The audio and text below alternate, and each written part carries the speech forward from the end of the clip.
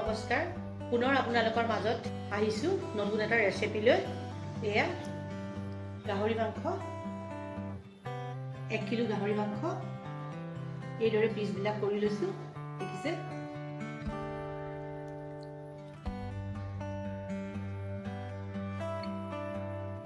আৰু গাহৰি মাংসৰ লগত ঢেকিয়া এয়া ঢেকিয়া দেখিছে এয়া ঢেকিয়াবিলাক এনেকৈ ডাঙৰ ডাঙৰ কৰি লৈছোঁ ডাঙৰ ডাঙৰ কৰি ঢেকিয়াবিলাক লৈছোঁ আৰু ইয়াত তেনেকৈ মছলা পাতি নালাগে আদা লাগিব আৰু নহৰু লাগিব আদা আৰু নহৰু অন্য একো নালাগে ইয়াত তাৰপিছতে এতিয়া প্ৰথমে এতিয়া কি কৰিম এই মাংসখিনি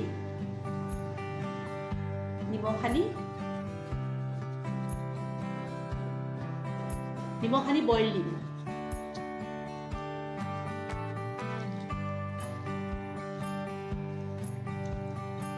গাহৰি মাংস হ'লেও কি হ'ব দুটা চিটি মাৰি ল'লে ভাল কাৰণ কেলে গাহৰি স্কিনটো ভালকৈ সিজিব লাগিব স্বাস্থ্যৰ কাৰণে নহ'লে বেয়া এইদৰে এইখিনি ভালকৈ নিমখ দি সানি লৈছোঁ আৰু এতিয়া মই এইখিনি 10 মিনিট ৰাখি দিম তাৰপিছতে মই আপোনালোকক গেছৰ ওচৰত কিদৰে বনাম দেখাই আছোঁ এতিয়া আদা নহৰু মই পেষ্ট কৰিম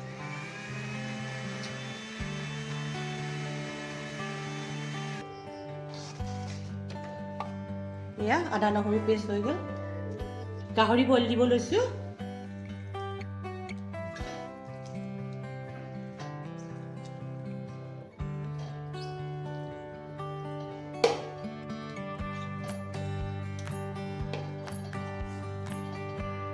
নামাত্ৰ অলপমান পানী দিম নিমখটোতো দিয়ে ৰাখিছোঁ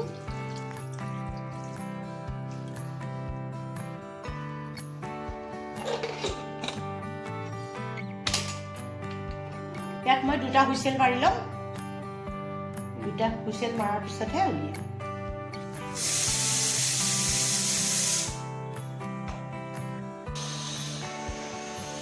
এই মাংস বইল হৈ গৈছে এয়া মই এতিয়া কুকাৰৰ পৰা উলিয়াইছোঁ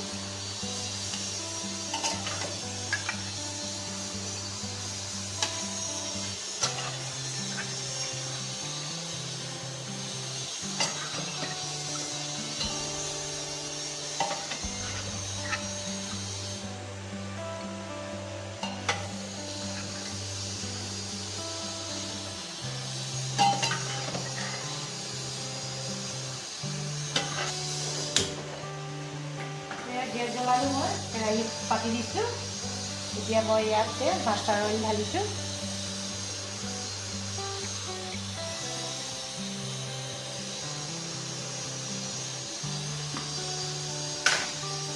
তেলটো গৰম হ'ব লাগিব এয়া তেজপাত দিছোঁ এয়া পিঁয়াজ দিছোঁ এতিয়া মই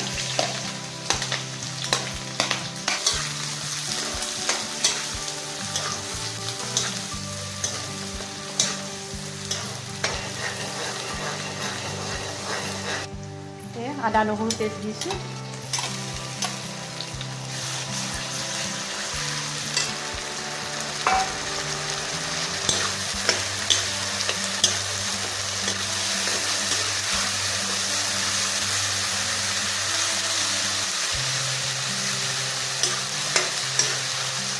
এতিয়া ভালদৰে ভাজিব লাগিব এইখিনি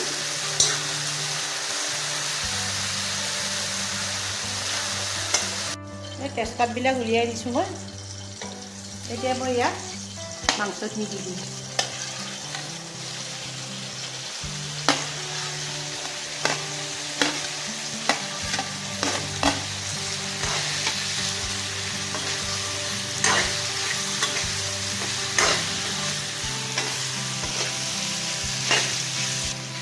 বেছিকৈ মাংসটো নেভাজোঁ নহ'লে তেলটো নাইকিয়া হৈ যায় সেইটো কাৰণে এতিয়া মই ইয়াত এয়া মাংস বইল কৰা চুপ আছে অলপ চুপ দিম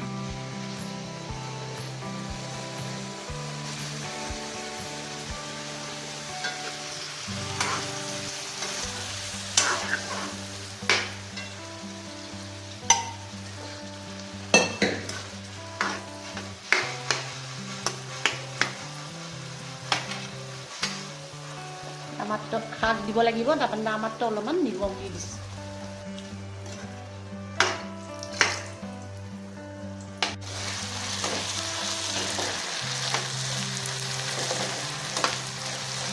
আলুখিনি বৰ ভালকৈ ফ্ৰাই হ'ব লাগিব।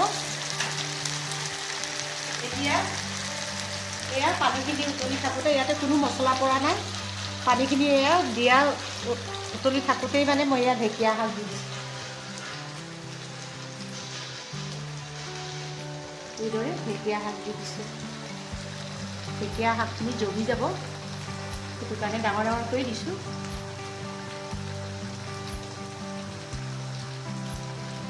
এইদৰে বনাই খাবচোন, বহুত ভাল লাগে।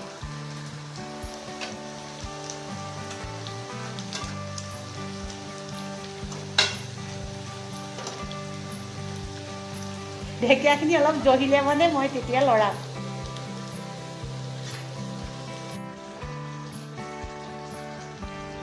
এই মই ফ্ৰাই কৰা আলুখিনি দি দিছোঁ।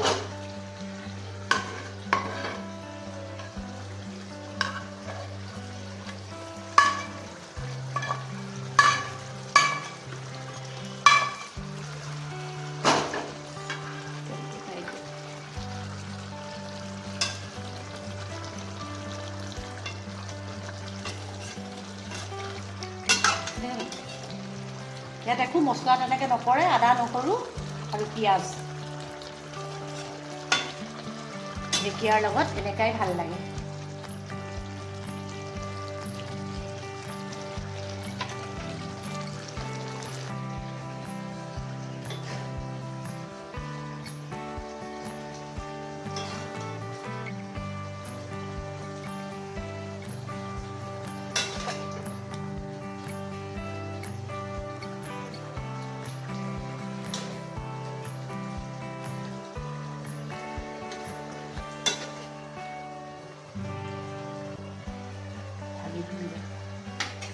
মোৰ হৈ গৈছে।